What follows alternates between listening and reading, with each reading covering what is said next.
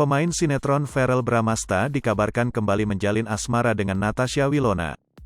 Atalan Naufal, adik Verrell Bramasta, mengatakan, kakaknya tersebut kembali lagi ke pelukan Natasha Wilona. Verrell Bramasta tidak menegaskan kabar tersebut.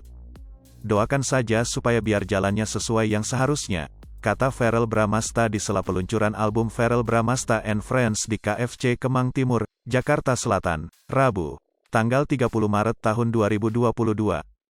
Verrell Bramasta yang kini berusia 25 tahun itu juga tidak menjawab saat ada kabar membeli rumah di Bali bersama Natasha Wilona. Doakan saja, ucap Verrell Bramasta. Ivan Fadila, ayah Verrell Bramasta, juga menolak menjelaskan kabar kisah cinta anaknya itu. Saya melihat ada peluang baik, silaturahminya jalan terus sama Wilona. Saya dan keluarga Wilona juga dekat, ujar Ivan Fadila. Lebih lanjut, Verrell Bramasta memutuskan berhenti sejenak dari rutinitas bekerjanya di lokasi syuting sinetron.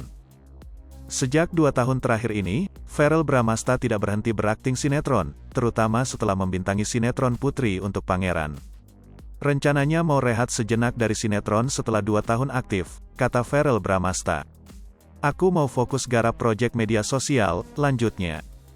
Verrell Bramasta yang kini berusia 25 tahun itu merasa lelah hingga bosan bekerja setiap hari di lokasi syuting sinetron yang seolah tanpa henti. Apalagi karakter yang dimainkan Verrell Bramasta di sinetron tidak pernah berubah. Aku mau jadi Verrell yang biasa-biasa saja, ucap mantan kekasih Natasha Wilona itu. Verrell Bramasta berencana istirahat sejenak dari sinetron sampai 1 tahun ke depan sampai kembali siap bekerja lagi di lokasi syuting. Dari syuting sinetronnya itu, Verrell Bramasta kini bisa membangun 2 rumah megah di Jakarta dan Sentul, Kabupaten Bogor, Jawa Barat.